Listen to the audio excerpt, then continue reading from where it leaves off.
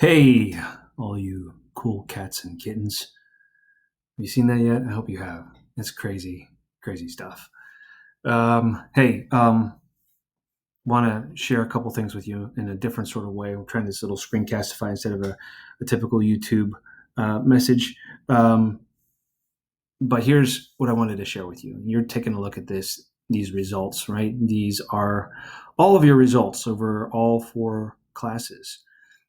The reason I wanted to share this with you, and I kind of made mention of this, I think, before, last week's assignment, Everything Has Its Place, was it looked like a pretty simple assignment. It was just 10 items, classify 10 items.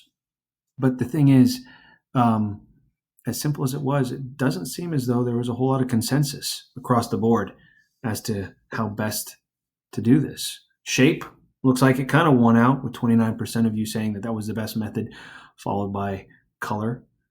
But there's just wasn't a dominant, oh yeah, this is the way to go kind of method. I think that's interesting, right? Um, Imagine doing this, and instead of just 10 items to classify, imagine classifying millions of different items with countless characteristics. Now get many, many more people involved in this decision making process, and you've got yourself a pretty complicated situation, right? Classifying is important, but it's not simple. It's not always simple.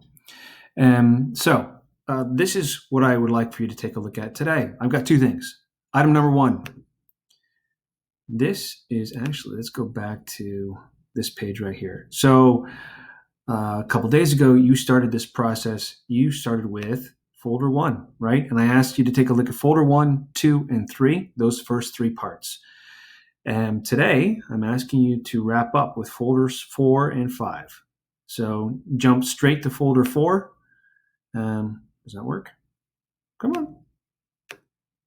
Well, it would have. Go straight to folder 4 and go from there. Once you have finished the online activity, I would like for you to take a look at the question in classroom that just asks for you to give me your takeaway. What's your biggest takeaway from this activity?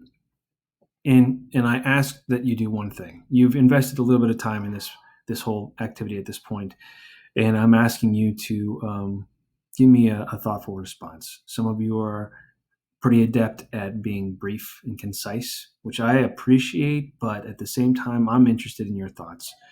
I'm trying to give you some feedback on those thoughts, so let me know what you're thinking. Okay, what's next?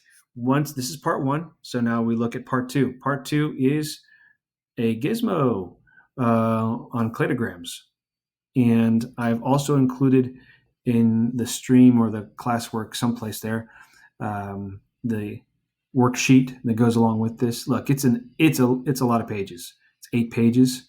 I don't expect you to complete it. I don't expect you to submit it, but it is here to help you kind of work through the whole process. If you start working through the cladogram gizmo and you're like, I don't know what I'm doing, well, open this up and it should guide you, right? But you don't need to submit it. Really, what I'm interested in you doing is, once you've finished going through this, that you scroll down, and as I've asked you to do before in the past, answer these 5 questions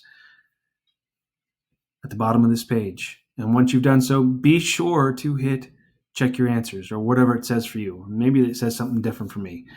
But then they're going to be sent to me and we'll go from there. Okay. So this is part 2. Part 1, remember, is finishing up the good old, what did a T-Rex taste like? And part 2 is taking care of this cladogram gizmo and answering, most importantly, the 5 questions online at the bottom. Okay. I hope you guys are doing all right. Hope you're safe, and I hope you're well. Hope to see some of you soon, if nothing else, at least online. All right. Take care of yourselves. Talk to you later.